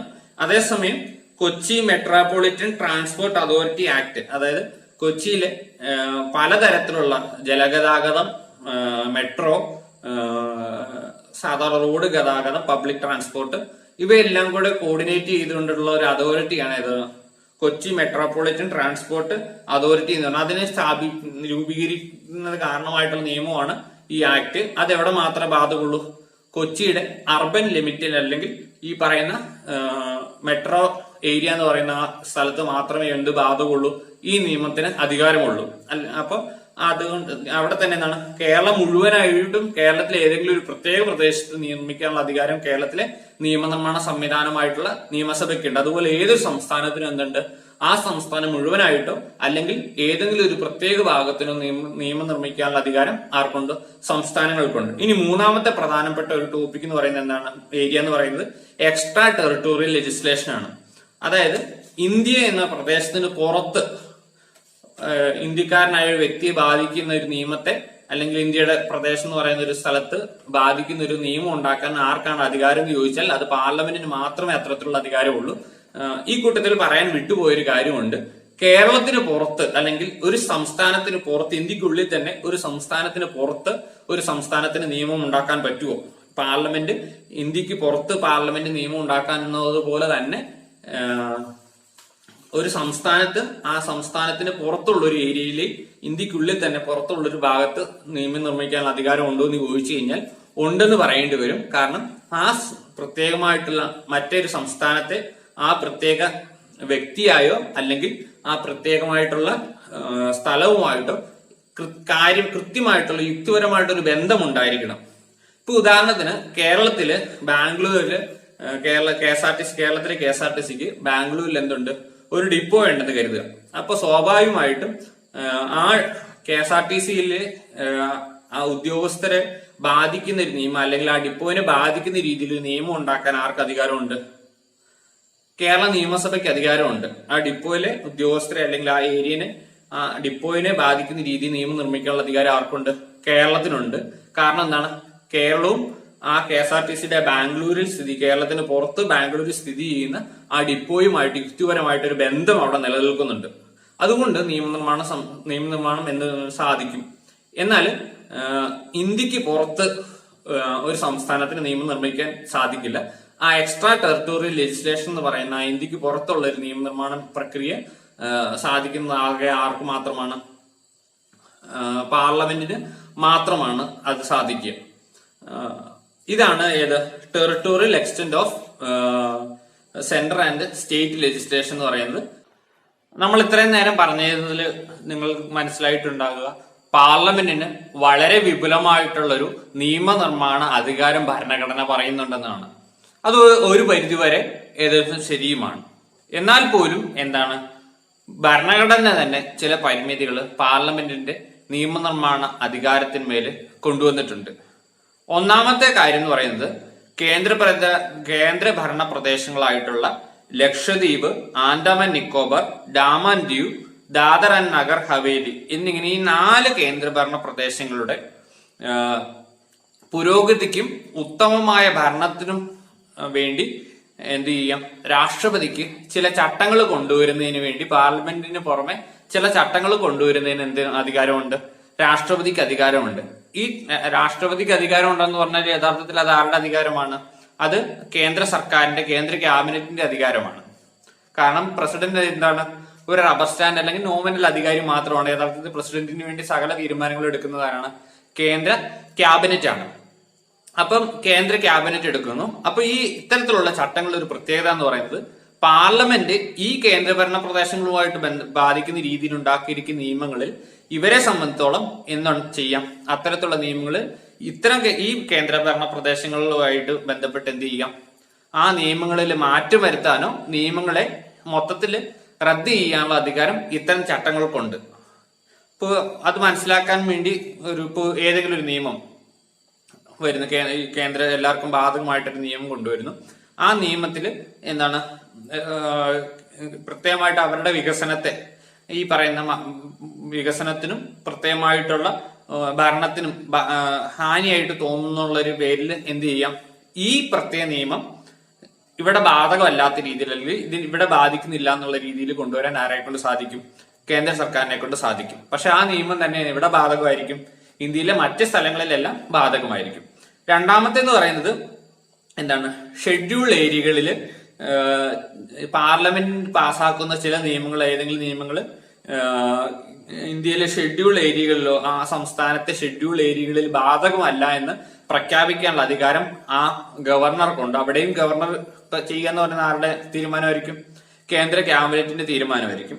അപ്പം ഗവർണർക്ക് ചില ഷെഡ്യൂൾ ഏരിയകളിൽ ചില നിയമങ്ങൾ ബാധകമല്ല എന്ന് പറയാനുള്ള അധികാരം ആ സ്ഥലത്തെ ഗവർണർക്ക്, ആ സംസ്ഥാനത്തെ ഗവർണർക്ക് കൊടുക്കുന്നുണ്ട്. പാർലമെന്റ് പാസ്സാക്കുന്ന നിയമങ്ങൾ ബാധകമല്ല എന്ന് പറയാൻ വേണ്ടി ഷെഡ്യൂൾ ഏരിയ എന്ന് പറയുന്ന ഇതാണ്. ഭരണഘടനയുടെ 6ാം ഷെഡ്യൂളിലെ 2ാം ഉപവകുപ്പ് അനുസരിച്ച് രാഷ്ട്രപതിക്ക് ചില പ്രത്യേക പ്രദേശങ്ങളിലെ പ്രദേശങ്ങളെ ആ സംസ്ഥാനത്തെ ഗവർണറുടെ ശുപാർശയോടെ എന്ത് ചെയ്യാം, ഷെഡ്യൂൾ ഏരിയകളായിട്ട് പട്ടികയിൽപ്പെടുത്താം. ആ ഷെഡ്യൂൾ ഏരിയകൾക്ക് പ്രത്യേകമായിട്ടുള്ള പരിഗണനയും ഇതെല്ലാം ഉണ്ട്. അതിന്റെ ഭാഗമാണ് എന്താണ് ഈ പറയുന്ന രീതിയിൽ ആ സംസ്ഥാനത്തെ ഗവർണർക്ക് എന്ത് പ്രഖ്യാപിക്കാം, ഇനി മുതൽ ഇന്ന നിയമങ്ങൾ എവിടെ ബാധകമല്ല, തന്റെ സംസ്ഥാനത്തിലുള്ള ഷെഡ്യൂൾ ഏരിയകളിൽ ബാധകമല്ല എന്ന് പ്രഖ്യാപിക്കാനുള്ള, അല്ലെങ്കിൽ ബാധകം ആകുന്നെങ്കിൽ തന്നെ ചില മാറ്റങ്ങളോടെ തന്നെ പറ്റുള്ളൂ എന്ന് പറയാനുള്ള അധികാരം ആർക്കുണ്ട്, ഗവർണർക്കുണ്ട്. രണ്ടാമത് എന്താണ്, ആസാമിലെ ഗവർണർക്ക് എന്ത് ചെയ്യാം, ആസാമിലെ സ്വയംഭരണ അധികാരമുള്ള ജില്ലകളിൽ ഈ പറഞ്ഞ രീതിയിൽ പാർലമെന്റ് പാസ്സാക്കുന്ന നിയമം ബാധകമല്ല എന്ന് പറയാനോ, അല്ലെങ്കിൽ ബാധകമാകുന്നെങ്കിൽ തന്നെ മാറ്റത്തോടെ ബാധകമാക്കാൻ പറ്റുള്ളൂ എന്ന് പറയാനുള്ള അധികാരം ആർക്കുണ്ട്, ആസാമിലെ ഗവർണർക്കുണ്ട്. മേഘാലയ, ത്രിപുര, മിസോറാം എന്നീ സംസ്ഥാനങ്ങളിൽ ഇതേ അധികാരം ഉപയോഗിക്കാനുള്ള അധികാരം ആർക്കുണ്ട്, രാഷ്ട്രപതിക്കുണ്ട്. അവിടെ ഗവർണർ അല്ല, രാഷ്ട്രപതിക്ക് പറയാൻ ഇനി മുതൽ പാർലമെന്റ് പാസ്സാക്കുന്ന നിയമങ്ങൾ ഈ 3 സംസ്ഥാനങ്ങളിലെ സ്വയംഭരണ അധികാരമുള്ള ജില്ലകളിൽ ബാധകമല്ല എന്ന് പ്രഖ്യാപിക്കാനുള്ള അധികാരം ആർക്കുണ്ട്, രാഷ്ട്രപതിക്കുണ്ട്. ഇനി അടുത്തത് നമ്മൾ പറയാൻ പോകുന്നത് ഏത് ഭാഗത്തെക്കുറിച്ചാണ്, ഡിസ്ട്രിബ്യൂഷൻ ഓഫ് ലെജിസ്ലേറ്റീവ് സബ്ജക്ട്സ് അഥവാ നിയമനിർമ്മാണ വിഷയങ്ങളുടെ പങ്കുവെക്കലിനെ കുറിച്ചാണ് അടുത്ത് നമ്മൾ പറയാൻ പോകുന്നത്. അപ്പം 7ാമത്തെ ഷെഡ്യൂളിലാണ് ഭരണഘടന എന്തിനെ കുറിച്ച് പറയുന്നത്, നിയമനിർമ്മാണപരമായിട്ടുള്ള വിഷയങ്ങളെ വിഭജനത്തെക്കുറിച്ച് പറയുന്നത്, അത് വിതരണം ചെയ്തിരിക്കുക പങ്കുവെക്കുന്നതിനെ കുറിച്ച് പറയുന്നത് എവിടെയാണ്, 3 ലിസ്റ്റുകളിലായിട്ട് 3 തരത്തിലുള്ള മൂന്ന് തരത്തിലുള്ള നിയമനിർമ്മാണ വിഷയങ്ങളെ കുറിച്ച് ഭരണഘടന പറയുന്നത് അതിന്റെ 7ാമത്തെ ഷെഡ്യൂളിലാണ്. അത് യൂണിയൻ ലിസ്റ്റ് അഥവാ കേന്ദ്ര ലിസ്റ്റ്, സ്റ്റേറ്റ് ലിസ്റ്റ് അഥവാ സംസ്ഥാനങ്ങളുടെ ലിസ്റ്റ്, കൺകറന്റ് ലിസ്റ്റ്, ഇങ്ങനെ 3 ലിസ്റ്റുകളാണുള്ളത്. അതിൽ ആദ്യത്തെ ലിസ്റ്റ് എന്ന് പറയുന്നത് നമ്മൾ പറഞ്ഞു യൂണിയൻ ലിസ്റ്റ് ആണ്. യൂണിയൻ ലിസ്റ്റ് എന്ന് പറയുന്നത് ആ ലിസ്റ്റിലെ വിഷയങ്ങളിൽ മേലെ പരിപൂർണമായിട്ടും നിയമം നിർമ്മിക്കാനുള്ള പരിപൂർണ അധികാരം ആർക്കാണ്, സാധാരണ സാഹചര്യങ്ങളിൽ മാത്രമല്ല ഏത് സാഹചര്യത്തിലും യൂണിയൻ ലിസ്റ്റിലുള്ള വിഷയങ്ങളിൽ മേലെ നിയമം ഉണ്ടാക്കാനുള്ള അധികാരം പരിപൂർണമായിട്ടും ആർക്കാണുള്ളത്, പാർലമെന്റിനാണുള്ളത്. 100 വിഷയങ്ങളാണ് നിലവിലുള്ളത്. ഭരണഘടന നിലയിൽ വരുന്ന സമയത്ത് 1949 നവംബർ 26 ഭരണഘടന അംഗീകരിക്കപ്പെടുമ്പോൾ, അല്ലെങ്കിൽ 1950 ജനുവരി 26 ഭരണഘടന നിലയിൽ വരുമ്പോൾ യൂണിയൻ ലിസ്റ്റിൽ 97 വിഷയങ്ങളായിരുന്നു ഉണ്ടായിരുന്നത്. നിലവിൽ അത് 100 വിഷയങ്ങളായി. പ്രതിരോധം, ബാങ്കിങ് തുടങ്ങിയ ഏകീകൃത നിയമങ്ങൾ വേണ്ടതും അതുപോലെ തന്നെ ദേശീയ പ്രാധാന്യമുള്ള വിഷയങ്ങളാണ് ഇതിനകത്ത് വരുന്നത് യൂണിയൻ ലിസ്റ്റിലുള്ളത്. രണ്ടാമത്തെ സ്റ്റേറ്റ് ലിസ്റ്റ് ആണ്. ഈ സ്റ്റേറ്റ് ലിസ്റ്റില് സംസ്ഥാന നിയമനിർമ്മാണ സംവിധാനമായിട്ടുള്ള സംസ്ഥാന നിയമനിർമ്മാണ സഭയ്ക്ക് മാത്രമാണ് എന്താണ് സാധാരണ സാഹചര്യങ്ങളിൽ ആ വിഷയങ്ങളിൽ മേൽ നിയമം ഉണ്ടാക്കാനുള്ള പരിപൂർണ അധികാരം ആർക്കാണ്, സംസ്ഥാനങ്ങൾക്കാണ്. ഇനി മൂന്നാമത്തെ അതിനകത്ത് തന്നെ എന്താണ് പ്രധാനമായിട്ടും പൊതുഗതാഗതം, പോലീസ് തുടങ്ങിയ പ്രാദേശിക പ്രാധാന്യമുള്ള വിഷയങ്ങളാണ് അതിൻ്റെ ഉള്ളിൽ വരുന്നത്. 61 വിഷയങ്ങളാണ് നിലവിലുള്ളത്. ഒറിജിനലി അത് 66 വിഷയങ്ങളായിരുന്നു ഉണ്ടായിരുന്നത്. അതിനകത്ത് 5 വിഷയങ്ങൾ എന്തിലേക്ക് മാറി, കൺകറന്റ് ലിസ്റ്റിലേക്ക് മാറുകയുണ്ടായി. മൂന്നാമത്തെ ലിസ്റ്റ് എന്ന് പറയുന്നത് കൺകറന്റ് ലിസ്റ്റ് ആണ്. 2 കൂട്ടർക്കും തുല്യ പ്രാധാന്യമുള്ള, തുല്യമായിട്ട് എന്ത് ചെയ്യാം, അതിനകത്ത് നിയമനിർമ്മാണം നടത്താനുള്ള തുല്യ യോഗ്യതയുള്ള അല്ലെങ്കിൽ അധികാരമുള്ള വിഷയങ്ങളാണ് ഇതിനകത്തുള്ളത്, കൺകറന്റ് ലിസ്റ്റിലുള്ളത്.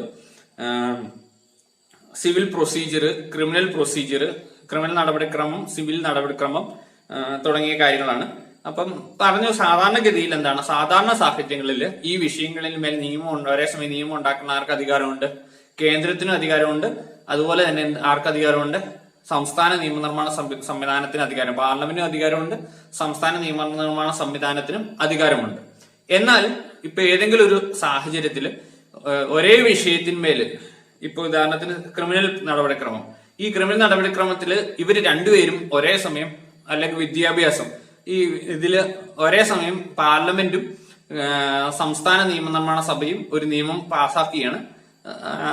ആ സവിശേഷമായിട്ടുള്ള സാഹചര്യത്തിൽ എന്ത് സംഭവിക്കുകയാണ്, ഇവർ രണ്ടുപേരും ഉണ്ടാക്കിയ നിയമങ്ങൾ തമ്മിൽ പല പ്രശ്നങ്ങളുണ്ടാകും. തമ്മിൽ എതിർ നിൽക്കുന്ന നിയമങ്ങളായിട്ടാണ് നിൽക്കുന്നത്. ഒരാൾ ഒന്നിനെ അംഗീകരിക്കുമ്പോൾ ഒരാൾ അതിനെ നിരോധിച്ചുകൊണ്ട് ആണ് നിയമം ഉണ്ടാക്കിയിരിക്കുന്നതെങ്കിൽ ആ വിശേഷ സാഹചര്യത്തിൽ അത്തരമുള്ള സംഘർഷം ഉണ്ടായിക്കഴിഞ്ഞാൽ ഭരണഘടന പറയുന്നത് പാർലമെന്റ് ഉണ്ടാക്കിയ നിയമമായിരിക്കും നിലനിൽക്കുക. അവിടെ സംസ്ഥാനം ഉണ്ടാക്കുന്ന നിയമം എന്ത് ചെയ്യും, അതിന് സാധുത നഷ്ടപ്പെടുകയാണ് ചെയ്യുക. അല്ലെങ്കിൽ എന്ത് ചെയ്യണം, സംസ്ഥാന നിയമനിർമ്മാണ സഭ അതിനകത്ത് ഭേദഗതി കൊണ്ടുവന്നിട്ട് ഈ തമ്മിലുള്ള സംഘർഷത്തെ ഇല്ലാതെ ചെയ്യണം. ഇതാണ് കൺകറന്റ് ലിസ്റ്റ് എന്ന് പറയുന്നത്. ഇനി ഇതിൽ പറയാത്ത ഒരു കാര്യമാണ് അവശിഷ്ട അധികാരം അഥവാ റെസൊല്യൂഷറി പവർ എന്ന് പറയുന്നത്. അതായത് ഭരണഘടന നിർമ്മാണ സമയത്ത് ഭരണഘടനയുടെ പരിഗണനയിൽ ഇല്ലാതിരുന്ന വിഷയങ്ങളുണ്ട്. അതായത് 7ാമത്തെ ഷെഡ്യൂളിലെ 3 ലിസ്റ്റുകളിൽ പെടുത്താത്ത ചില വിഷയങ്ങൾ ഉണ്ടാവും. ആ വിഷയങ്ങളെ എവിടെയാണ്, ആരാണ് അതിന്റെ അധികാരം എന്നതിനെ കുറിച്ചാണ് ഈ റെസൊല്യൂഷറി പവറിൽ പറയുന്നത്, റെസൊല്യൂഷറി ലിസ്റ്റിൽ പറയുന്നത്. അപ്പൊ റെസൊല്യൂഷറി പവറിൽ എന്താണ്, ഇപ്പൊ ഉദാഹരണത്തിന് 1950 ഈ ഭരണഘടന നിലയിൽ വരുന്ന സമയത്ത് കമ്പ്യൂട്ടറുകൾ എന്ന് പറയുന്നത് ഇന്ത്യയുടെ ചിന്തകളിൽ ഇല്ലാത്തൊരു സാധനമാണ്. അപ്പം പക്ഷേ നിലവിൽ എന്തുണ്ട്, കമ്പ്യൂട്ടർ വളർന്നു, ഇൻഫർമേഷൻ ആൻഡ് കമ്മ്യൂണിക്കേഷൻ ടെക്നോളജി എന്നുള്ള രീതിയിൽ AI എന്നൊക്കെയുള്ള രീതിയിൽ വളരെ വികസിതമായിട്ട് സങ്കല്പമായിട്ട് കമ്പ്യൂട്ടറുകൾ മാറി. അപ്പൊ അതിന്റെ ഭാഗമായിട്ട് എന്തുണ്ട്, പുതിയ കാര്യങ്ങൾ നിയമനിർമ്മാണ വിഭാഗ സമയത്തും എന്തുണ്ട് കടന്നു വന്നിട്ടുണ്ട്. ഇപ്പം പുതിയ കുറ്റകൃത്യങ്ങൾ കൂടുന്നതനുസരിച്ച് അതിനെ നിയന്ത്രിക്കാൻ പുതിയ നിയമങ്ങൾ വേണം. അതുപോലെ തന്നെ അവകാശത്തിൽ സ്വകാര്യത എന്ന് പറഞ്ഞ പുതിയൊരു സങ്കല്പം കടന്നു വരികയാണ്. സൈബർ അവകാശങ്ങൾ കടന്നു വരികയാണ്. ഇപ്പൊ ഇതിനെല്ലാം ബാധകമാക്കണമെങ്കിൽ എന്ത് വേണം, പുതിയ പുതിയ നിയമങ്ങൾ വേണം. എന്നാൽ ഭരണഘടന കമ്പ്യൂട്ടർ അല്ലെങ്കിൽ IT എന്ന് പറഞ്ഞ കാര്യങ്ങൾ എവിടെ പറഞ്ഞിട്ടില്ല, ഈ 3 ലിസ്റ്റിലും പറഞ്ഞിട്ടില്ല. പക്ഷെ നിയമനിർമ്മാണം വളരെ അത്യാവശ്യമാണ് തന്നെ. അപ്പം സ്വാഭാവികമായിട്ടും ചോദ്യം വരും, അങ്ങനെയെങ്കിൽ ആർക്കാണ് ഇതിനകത്തുള്ള അധികാരം എന്ന് ചോദിക്കുക. അപ്പൊ ഭരണഘടന പറഞ്ഞിരിക്കുന്നത് ഈ 3 ലിസ്റ്റിൽ പെടാത്ത ഏത് നിയമത്തിന്മേലും നിയമനിർമ്മാണം നടത്താനുള്ള അധികാരം ആർക്കാണുള്ളത്, പാർലമെന്റിനാണ് അധികാരമുള്ളത്. അപ്പൊ അതിനൊരു കമ്പാരിസൺ പറയുകയാണെങ്കിൽ ഫെഡറൽ ഭരണ സംവിധാനത്തിന്റെ ഏറ്റവും എന്താണ് മാതൃകയായിട്ടുള്ള അമേരിക്കയിലാകട്ടെ അല്ലെങ്കിൽ USA എന്താണ് ഈ അവരുടെ ഭരണഘടനയിൽ എന്തു മാത്രമേ പറഞ്ഞിട്ടുള്ളൂ, ഫെഡറൽ ഭരണകൂടത്തിന് അല്ലെങ്കിൽ കേന്ദ്രത്തിന് പരിധികളും അധികാരങ്ങളും മാത്രമേ അവരുടെ ഭരണഘടനയിൽ പറഞ്ഞിട്ടുള്ളൂ. ബാക്കി കാര്യങ്ങൾ മൊത്തം ആർക്ക് വിട്ടുകൊടുത്തിരിക്കുകയാണ്, സംസ്ഥാനങ്ങൾക്ക് വിട്ടുകൊടുക്കുകയാണ്. അതുകൊണ്ടാണ് ഏറ്റവും ചെറിയ എഴുതപ്പെട്ട ഭരണഘടനയാണ് ആരുടേത്, അമേരിക്കയുടെ. അതിന് കാരണം എന്ന് പറഞ്ഞാൽ അവിടെ ഈ പറഞ്ഞ പരിമിതമായിട്ടുള്ള കാര്യങ്ങൾ മാത്രമേ അവിടെ പറഞ്ഞിട്ടുള്ളൂ. അവരുടെ അമേരിക്കൻ ഭരണഘടന എന്ന് പറയുന്ന അല്ലെങ്കിൽ US കോൺസ്റ്റിറ്റ്യൂഷൻ എന്ന് പറയുന്നതിനകത്ത് പറഞ്ഞിട്ടുള്ളൂ. ബാക്കി കാര്യങ്ങളെല്ലാം സംസ്ഥാനത്തെ സംബന്ധിച്ചുള്ള എല്ലാ കാര്യങ്ങളും എവിടെയാ പറഞ്ഞിരിക്കുന്നത്, ഓരോ സംസ്ഥാനങ്ങളും സ്വന്തമായിട്ട് ഭരണഘടന ഉണ്ടാക്കിയിട്ട് അതിനുള്ളിലാണ് പറഞ്ഞിരിക്കുന്നത്. അതായത് USയുടെ കോൺസ്റ്റിറ്റ്യൂഷൻ തന്നെ പറഞ്ഞിട്ടുണ്ട്, റെസ്റ്റ് ആയിട്ടുള്ള കാര്യങ്ങൾ, ബാക്കി എല്ലാ കാര്യങ്ങളും എവിടെ പറയണം, സ്വന്തം ഭരണഘടന ഉണ്ടാക്കി രൂപീകരിച്ചിട്ട് അതിനുള്ളിൽ പറഞ്ഞാൽ മതി എന്നാണ് അമേരിക്കൻ ഭരണഘടന അനുശാസിക്കുന്നത്. അതുകൊണ്ട് തന്നെ അമേരിക്കയിലെ 50 സംസ്ഥാനങ്ങൾക്കും സ്വന്തമായിട്ടുള്ള ഭരണഘടനയുണ്ട്. അപ്പം അവരുടെ മെയിൻ ഭരണഘടനയിൽ വരാത്ത അവശിഷ്ട അധികാരങ്ങളെല്ലാം എന്താണ്, സംസ്ഥാന ഭരണഘടനയിലാണുള്ളത്. അപ്പൊ അതുകൊണ്ട് തന്നെ നോർമലി തന്നെ എന്ത് ചെയ്തിരുന്നു, അവശിഷ്ട അധികാരങ്ങൾ ആരുടെ അധികാര പരിധിയാണ്, അവിടെ സംസ്ഥാനങ്ങളുടെ അധികാര പരിധിയിൽ. ഇന്ത്യയിലാകട്ടെ ആരുടെ അധികാര പരിധിയിലാണത്, കേന്ദ്ര നിയമനിർമ്മാണ സഭയായിട്ടുള്ള പാർലമെന്റിന്റെ അധികാര പരിധിയിലാണത് വരുന്നത്. രണ്ടാമത് ഓസ്ട്രേലിയയും അമേരിക്കൻ മാതൃകയിൽ തന്നെയാണ്. അവിടെ കേന്ദ്ര നിയമനിർമ്മാണ സംവിധാനത്തെ കുറിച്ച് മാത്രമേ അവരുടെ എന്താണ് രാജ്യത്തിന്റെ ഭരണഘടനയിൽ പറഞ്ഞിട്ടുള്ളൂ. ബാക്കി സംസ്ഥാനങ്ങളാണ് ഇതിനെക്കുറിച്ച് പറയുന്നത്, സംസ്ഥാനങ്ങളുടെ അധികാരങ്ങളെ കുറിച്ചും പരിധിയെ കുറിച്ചും പറയുന്നത്. എന്നാൽ കാനഡയാകട്ടെ 3 ലിസ്റ്റുകൾ, 2 ലിസ്റ്റ് പറഞ്ഞിട്ടുണ്ട്. ഒന്നെന്താണ് യൂണിയൻ ലിസ്റ്റും പ്രൊവിൻഷ്യൽ ലിസ്റ്റും പറഞ്ഞിട്ട് അവിടെ സംസ്ഥാനങ്ങൾക്ക് പകരമുള്ളത് പ്രൊവിൻസുകളാണ്. ആ പ്രൊവിൻസിലെ ഈ 2 ലിസ്റ്റും പറഞ്ഞിട്ടുണ്ട്. അതുപോലെ തന്നെ ഇതിന് പുറത്തു വരുന്ന എല്ലാ അധികാരം, റെസൊല്യൂഷറി പവറുകളെല്ലാം എവിടെയാണ്, അവശിഷ്ട അധികാരങ്ങളെല്ലാം ഇന്ത്യയിലെ പോലെ തന്നെ കേന്ദ്രത്തിന്റെ അധികാരത്തിലാണ് വരുന്നത്, അല്ലെങ്കിൽ പാർലമെന്റിന്റെ അധികാര പരിധിയിലേക്കാണ് വരുന്നത്. ഇനി അടുത്തത് നമ്മൾ സംസാരിക്കാൻ പോകുന്നത് parliamentary legislation in state field, അഥവാ സ്റ്റേറ്റിന് സാധാരണഗതിയിൽ അനുവദിക്കപ്പെട്ട നിയമനിർമ്മാണ മേഖലയിൽ എപ്രകാരമാണ് പാർലമെന്റിന് നിയമം നിർമ്മിക്കാനുള്ള അധികാരം, ഏതൊക്കെ സാഹചര്യങ്ങളിലാണ് ഭരണഘടന അനുമതി നൽകുന്നതാണ്. ഒന്നാമത്തെ ഒരു അതായത് സാധാരണ സാഹചര്യങ്ങളിൽ സ്റ്റേറ്റിന്റെ ഫീൽഡിൽ പരിപൂർണമായിട്ടുള്ള അധികാരം സ്റ്റേറ്റിന് മാത്രമേ ഉള്ളൂ, പാർലമെന്റിനില്ല. എന്നാൽ അസാധാരണ സാഹചര്യങ്ങളിൽ അതിന് മാറ്റം വരികയാണ്. അപ്പൊ അങ്ങനെ ആദ്യത്തെ അസാധാരണമായിട്ടൊരു സാഹചര്യം എന്ന് പറയുന്നത് രാജ്യസഭ ആവശ്യപ്പെട്ടാലാണ്. അതായത് രാജ്യസഭയ്ക്ക് തോന്നുകയാണ് നിലവിൽ സ്റ്റേറ്റ് സബ്ജക്റ്റ് ആയിട്ട് നിൽക്കുന്ന ഒരു വിഷയത്തില് ദേശ താല്പര്യത്തെ മുൻനിർത്തി ഇനി മുതൽ പാർലമെന്റ് നിയമം നിർമ്മിക്കണം, അതായത് ഏകീകൃതമായ ഒരു നിയമ സംവിധാനം വേണമെന്ന് തോന്നിയാൽ, അങ്ങനെ തോന്നിക്കഴിഞ്ഞാൽ ആ കാര്യം ആർക്ക് പ്രഖ്യാപിക്കാം? രാജ്യസഭയ്ക്ക് പ്രഖ്യാപിക്കാം. ആ പ്രഖ്യാപനം വന്നു കഴിയുമ്പോൾ മുതൽ ആർക്ക് നിയമം ഉണ്ടാക്കാൻ തുടങ്ങാം? പാർലമെന്റിന് സ്റ്റേറ്റിന്റെ അധികാര പരിധിയിൽ നിയമപ്പെട്ട വിഷയങ്ങളിൽ മേൽ നിയമം നിർമ്മിക്കാൻ സാധിക്കും. പക്ഷേ ആ പ്രഖ്യാപനം എന്തിന്റെ അടിസ്ഥാനത്തിലായിരിക്കണം?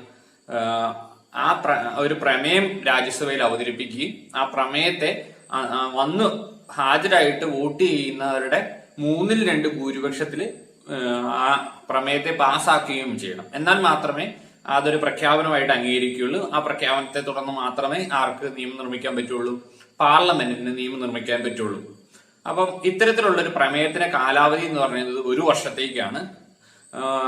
ഒരേ സമയം 1 വർഷത്തിൽ കൂടുതൽ എന്ത് ചെയ്യാൻ പറ്റില്ല. അതായത് ഇന്നൊരു പ്രമേയം അവതരിപ്പിക്കുന്നത് 2 കൊല്ലത്തേക്ക് എന്നുള്ള രീതിയിൽ പറയാൻ പറ്റില്ല. ഇന്ന് പ്രമേയം അവതരിപ്പിച്ചു കഴിഞ്ഞാൽ, പാസ്സാക്കി കഴിഞ്ഞാൽ ആ പ്രമേയത്തിന്റെ കാലാവധി 1 കൊല്ലത്തേക്കുള്ളൂ. അതോടെ ആ കാലാവധി അവസാനിക്കുന്നു. അത് വീണ്ടും വേണമെങ്കിൽ എന്ത് ചെയ്യണം? പുതിയ പ്രമേയം അല്ലെങ്കിൽ ഈ പ്രമേയം വീണ്ടും അവതരിപ്പിച്ച് പാസ്സാകണം. അപ്പം ഇത്തരത്തിലുള്ള പാർലമെന്റ് നിർമ്മിക്കുന്ന നിയമങ്ങളുടെ കാലാവധി എന്ന് പറയുന്നത് എപ്പോഴാണോ പ്രമേയത്തിന്റെ കാലാവധി അവസാനിക്കുന്നത്, 1 കൊല്ലം കഴിഞ്ഞിട്ട് പ്രമേയം അവസാനിക്കുകയാണെങ്കിൽ ആ പ്രമേയത്തിന് കഴിഞ്ഞിട്ട് കാലാവധി കഴിഞ്ഞ് 6 മാസം വരെ ആ നിയമത്തിന് എന്തുണ്ട്? കാലാവധിയുണ്ട്. അത് കഴിഞ്ഞ് കഴിഞ്ഞാൽ ആ നിയമത്തിന്റെ കാലാവധി അവസാനിക്കുകയാണ്. ഈ സമയത്തെല്ലാം തന്നെ ആർക്ക് നിയമം ഉണ്ടാക്കാം? സാധാരണമായ രീതിയിൽ തന്നെ ആ സംസ്ഥാനങ്ങൾക്ക്, ഈ ഇന്ത്യയിലെ സംസ്ഥാനങ്ങൾക്ക് ആ വിഷയത്തിന്മേൽ എന്ത് ചെയ്യും? നിയമനിർമ്മാണം നടത്താൻ സാധിക്കും. ഇനി ഇൻ കേസ് 2 നിയമങ്ങൾ തമ്മിൽ സംഘർഷത്തിലായാൽ ഈ പറയുന്ന കൺകറന്റ് ലിസ്റ്റിലെ പോലെ തന്നെ ആരുടെ നിയമമായിരിക്കും നിലനിൽക്കുക? പാർലമെന്റ് പാസാക്കിയ നിയമമായിരിക്കും നിലനിൽക്കുക. രണ്ടാമത്തെ സാഹചര്യം, അസാധാരണ സാഹചര്യം എന്ന് പറയുന്നത് നാഷണൽ എമർജൻസിയാണ്, അഥവാ ദേശീയ അടിയന്തരാവസ്ഥ. ആർട്ടിക്കിൾ 352 അനുസരിച്ച് പ്രഖ്യാപിക്കപ്പെടുന്ന ദേശീയ അടിയന്തരാവസ്ഥയുടെ സമയത്ത് പാർലമെന്റിന് പരിപൂർണമായിട്ട് അധികാരം എന്തിനു മേൽ കിട്ടുകയാണ്? സ്റ്റേറ്റിന്റെ ഇതിൽ നിയമം നിർമ്മിക്കാനുള്ള അധികാരം, സ്റ്റേറ്റിന്റെ വിഷയങ്ങളിൽ നിയമം നിർമ്മിക്കുക, സ്റ്റേറ്റ് ലിസ്റ്റിലുള്ള വിഷയങ്ങളിൽ നിയമം നിർമ്മിക്കാനുള്ള അധികാരം ആർക്കും കൂടെ ലഭിക്കുകയാണ്? പാർലമെന്റിനും കൂടെ ലഭിക്കുകയാണ്. ഈ സവിശേഷ സാഹചര്യത്തില് പാർലമെന്റിന് എന്ത് ചെയ്യാം? നിയമങ്ങൾ നിർമ്മിക്കാം സ്റ്റേറ്റിന്റെ വിഷയങ്ങളിൽ. ആ സമയം തന്നെ സ്റ്റേറ്റിനും എന്ത് ചെയ്യാം? നിയമങ്ങൾ നിർമ്മിക്കാനുള്ള അധികാരമുണ്ട്. അടിയന്തരാവസ്ഥ അവസാനിച്ച 6 മാസം വരെയായിരിക്കും ഇത്തരത്തിലുള്ള നിയമത്തിന്റെ കാലാവധി എന്ന് പറയുന്നത്. ഈ ഒരു സാഹചര്യത്തിലാണ്. പിന്നെ ഈ സമയത്ത് തന്നെ സംസ്ഥാനങ്ങൾക്ക് നിയമം നിർമ്മിക്കാൻ സാധിക്കും. മൂന്നാമത്തെ സാഹചര്യം എന്ന് പറയുന്നത്, ഈ കൂട്ടത്തിലെ ഏറ്റവും സവിശേഷമായിട്ട് സാഹചര്യം എന്ന് പറയുന്നത് എന്താണ്? സംസ്ഥാനങ്ങൾ ആവശ്യപ്പെടുമ്പോഴാണ്. അതായത് 2 അതിലധികം സംസ്ഥാനങ്ങൾ ആവശ്യപ്പെടുകയാണ്. എന്താണ്? സംസ്ഥാനങ്ങളുടെ ഉന്നമനത്തിനായിട്ട് എന്താണ്? സംസ്ഥാനങ്ങളെക്കാട്ടിലും നന്നായി രാജ്യം, പാർലമെന്റ് അവർക്ക് വേണ്ടി നിയമം ഉണ്ടാക്കുന്നതാണെന്ന് തോന്നുകയാണെങ്കിൽ അങ്ങനെ പ്രമേയം വഴി ആവശ്യപ്പെട്ട് കഴിഞ്ഞു കഴിഞ്ഞാൽ ആ സംസ്ഥാനങ്ങളെ സംബന്ധിച്ചോളം ഇനി മുതൽ ആ വിഷയങ്ങളിന്മേൽ ആരായിരിക്കും നിയമം നിർമ്മിക്കുക? ആ പ്രത്യേക വിഷയത്തിൽ മാത്രം നിയമം നിർമ്മിക്കാനുള്ള അധികാരം ആർക്ക് ലഭിക്കുകയാണ്? പാർലമെന്റിന് ലഭിക്കുകയാണ്. ഇവിടെ ശ്രദ്ധിക്കേണ്ട ഒരു കാര്യം എന്ന് പറയുന്നത്, ഇവിടെ കാലാവധി, ആ പ്രമേയം അവതരിപ്പിച്ച അത്ര കാലാവധി വരെയാണ് എന്നുള്ളത്. പ്രമേയം എത്ര കാലത്തേക്കാണ് അധികാരപ്പെടുത്തിയിരിക്കുന്നത് അത്രയും കാലത്തേക്ക് ആർക്ക് ലഭിക്കുകയാണ്? പാർലമെന്റിലേക്കാണ്. മൊത്തം സംസ്ഥാനങ്ങളുടെ മേൽ കിട്ടിയില്ല. ആരാണ് ആ പ്രമേയം അവതരിപ്പിച്ചത്? ആ പ്രമേയം അവതരിപ്പിച്ച സംസ്ഥാനങ്ങൾക്ക് മാത്രമേ ഉള്ളൂ. ഇനി ഏതെങ്കിലും സംസ്ഥാനങ്ങൾ പുതുതായിട്ട് പ്രമേയം അവതരിപ്പിക്കുകയാണെങ്കിൽ അവർക്കും കൂടെ എന്ത് സാധിക്കും? ആ നിയമങ്ങൾ ഇവർക്കും ബാധകമായിട്ട് വരും. എന്നാൽ സ്വമേധയ കൊടുത്ത അധികാരം അനുസരിച്ച് ഒരിക്കൽ കൊടുത്തു കഴിഞ്ഞു കഴിഞ്ഞാല് പിന്നെ ആ പ്രമേയം കാലാവധി തീരുന്നതിന് മുമ്പ് പിന്നീട് ആർക്ക് നിയമം ഉണ്ടാക്കാൻ പറ്റില്ല? ആ വിഷയത്തിന്മേൽ ആ കൊടുത്ത സംസ്ഥാനങ്ങൾക്ക് നിയമം ഉണ്ടാക്കാൻ പറ്റില്ല. ഇവിടെ സംഭവിക്കുന്ന ഒരു സാഹചര്യം എന്ന് പറയുന്നത്, പാർലമെന്റിന് അവർക്ക് അധികാരമില്ലാതിരുന്നൊരു കാര്യം പുതിയതായിട്ട് ലഭിക്കുകയും സംസ്ഥാനങ്ങളാകട്ടെ, പ്രമേയം അവതരിപ്പിച്ച സംസ്ഥാനങ്ങളാകട്ടെ എന്ത് ചെയ്യാണ്? തങ്ങൾക്കുണ്ടായിരുന്ന ഭരണഘടനയുടെ അധികാരത്തെ ആർക്ക് വിട്ടുകൊടുക്കുകയാണ്? ആരെ ഏൽപ്പിക്കുകയാണ്? കേന്ദ്രത്തെ ഏൽപ്പിക്കുകയാണ്. അതുകൊണ്ട് പിന്നെ സംസ്ഥാനങ്ങൾക്ക് ആ വിഷയത്തിന്മേൽ നിയമം ഉണ്ടാക്കാൻ പറ്റില്ല. മൊത്തം സംസ്ഥാനങ്ങളല്ല, ഈ പറയുന്ന രണ്ടോ അധികം സംസ്ഥാനങ്ങൾ, എത്രയോ സംസ്ഥാനങ്ങളാണോ പ്രമേയം പാസാക്കി അധികാരം കൈമാറുന്നത്, ആ സംസ്ഥാനങ്ങൾക്ക് മാത്രം എന്ത് സംഭവിക്കും, ആ വിഷയത്തിന്മേൽ നിയമം ഉണ്ടാക്കാൻ സാധിക്കില്ല. പിന്നെ നാലാമത്തെ സാഹചര്യം എന്ന് പറയുന്നത് എന്താണ്,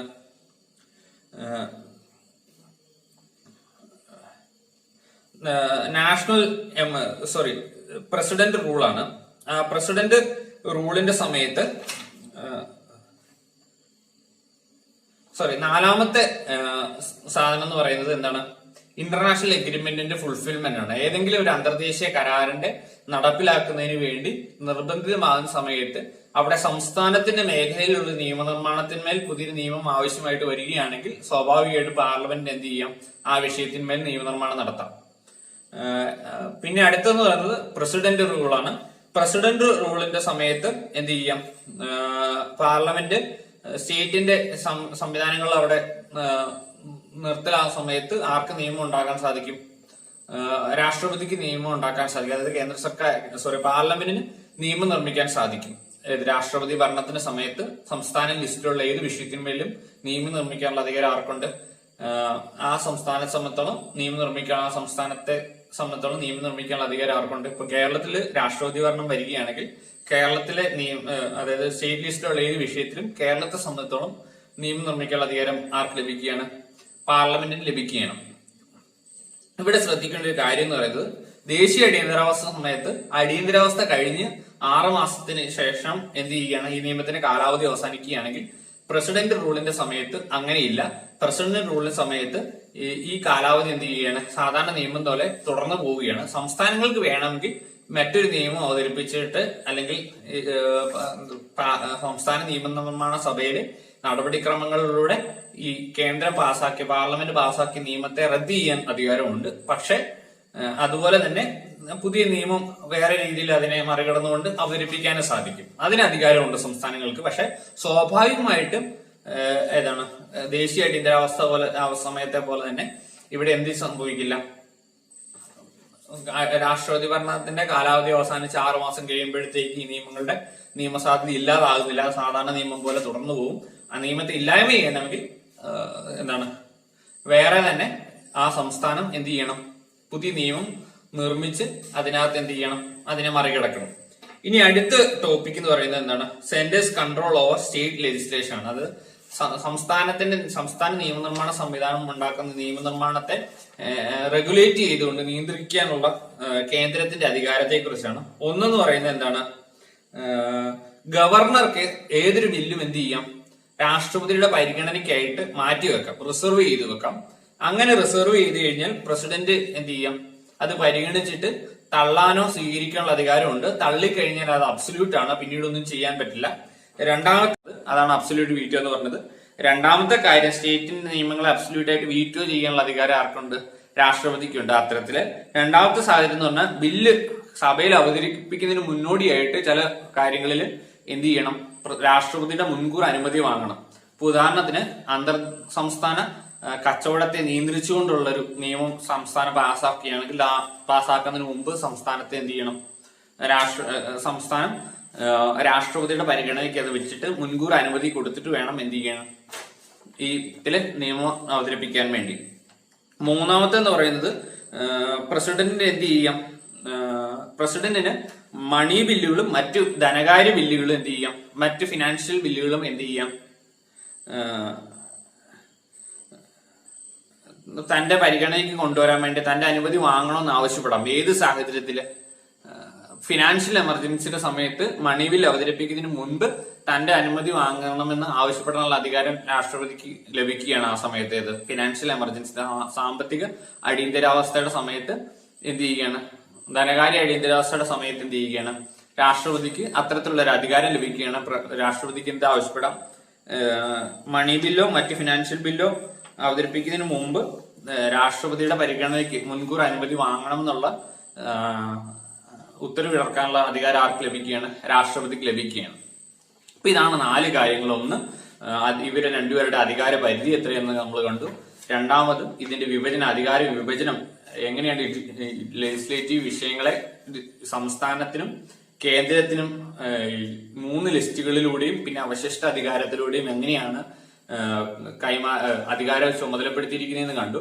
മൂന്നാമത് എങ്ങനെയാണ് പാർലമെന്റിന് സ്റ്റേറ്റിന്റെ മേഖലയിൽ നിയമം നിർമ്മിക്കാൻ സാധിക്കുകയെന്നും, നാലാമത് എങ്ങനെയാണ് കേന്ദ്രത്തിന് നിയമനിർമ്മാണ സംവിധാനത്തിൽ നിയന്ത്രണം കൊണ്ടുവരാൻ സാധിക്കുക എന്നുള്ളതും നമ്മൾ കണ്ടു. ഇതിലെല്ലാം കാണുന്ന ഒരു കാര്യം എന്ന് പറയുന്നത് എന്താണ്? പാർലമെന്റിന്റെ ഒരു അധികാര സ്ഥാനം എന്താണ്? എപ്പോഴും കുറച്ച് മുകളിലാണ്. പ്രത്യേകമായിട്ടുള്ള ഒരു ഫെഡറൽ സെറ്റപ്പിനെ മറികടന്നുകൊണ്ട് ഒരു യൂണിറ്ററി സെൻട്രലൈസിങ് ടെൻഡൻസി കാണിക്കുന്ന രീതിയിലുള്ളൊരു സ്വഭാവമാണ് ഭരണഘടന തന്നെ ആർക്ക് നൽകുന്നത്? സാധാരണ സാഹചര്യത്തിലാണെങ്കിലും അസാധാരണ സാഹചര്യങ്ങളിലും ഒരു കേന്ദ്രീകൃത സ്വഭാവത്തിലേക്ക്, ഒരു ഫെഡറൽ സംവിധാനത്തോടൊപ്പം തന്നെ ഒരു കേന്ദ്രീകൃത സ്വഭാവം കൂടെ കാണിക്കുന്ന രീതിയിലാണ് ഭരണഘടന പ്രവർത്തിക്കുന്നത്. ഇതാണ് കേന്ദ്ര സംസ്ഥാന ബന്ധത്തിലെ നിയമനിർമ്മാണ ബന്ധത്തെ കുറിച്ചാണ് നമ്മളിപ്പം കാണുന്നത്. ഇതോടെ ഈ ക്ലാസ് അവസാനിക്കുകയാണ്. അടുത്ത ക്ലാസ്സിൽ നമ്മൾ കാണാൻ പോകുന്നത് കേന്ദ്ര സംസ്ഥാന ബന്ധത്തിലെ സാമ്പത്തിക മേഖലയെക്കുറിച്ച്, അല്ലെങ്കിൽ സാമ്പത്തികപരമായിട്ടുള്ള എക്സിക്യൂട്ടീവ് ആയിട്ടുള്ള അല്ലെങ്കിൽ ഭരണപരമായിട്ട് കാര്യനിർവഹണപരമായിട്ടുള്ള ഒരു ബന്ധത്തെക്കുറിച്ചാണ് അടുത്ത ക്ലാസ്സിൽ നമ്മൾ കാണാൻ പോകുന്നത്.